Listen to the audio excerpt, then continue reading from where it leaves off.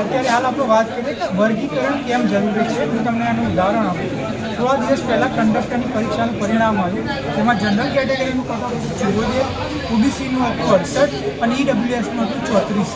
એનો મતલબ એ થાય કે ઓબીસીના અંદર જે સામાજિક, શૈક્ષણિક અને આર્થિક રીતે પછાત છે તેના બાળકો 68 માર્ક્સે પણ પાસ થઈ શકે। અને બીજી બાજુ ઈડબ્લ્યુએસ કે જે જનરલ કેટેગરીમાં આવતા આર્થિક રીતે જે પછાત વર્ગ છે એ 34 માર્ક્સે પાસ થાય છે। અને અત્યારે હાલ ગુજરાતના અંદર એવી વિકટ પરિસ્થિતિ સર્જન થઈ છે કે 146 જ્ઞાતિઓ ઓબીસીમાં આવે છે, પણ ખાલી 20 કે 30 જ્ઞાતિઓ જ છે કે જે દરેક પરીક્ષામાં 80%થી વધારે સીટો લઈ જાય છે, અને બાકી બીજી 130 જ્ઞાતિઓ છે જેમને બાળકો જોવા જ નથી મળતા।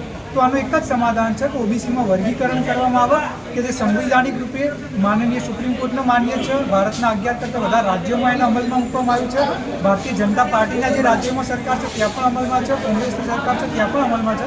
તો ગુજરાતમાં જો વર્ગીકરણ કરવામાં આવે તો ગુજરાતમાં જો ઓબીસીના અંદર જે સક્ષમ જ્ઞાતિઓ છે એ એકબીજામાં સ્પર્ધા કરશે, અને જે બીજી જ્ઞાતિઓ છે જે વિકાસથી વંચિત છે એ એકબીજામાં સ્પર્ધા કરશે, કે જેથી દરેકને લાભ થઈ શકે અને અનામતનો જે સાચો ઉદ્દેશ હતો એ એકચ્યુઅલીમાં અમલમાં મૂકી શકાશે। બાકી અત્યારે હાલ તો 146 જ્ઞાતિઓ હોવા છતાં મોટાભાગની જાતિઓ સુધી અન્યાય જ થઈ રહ્યો છે।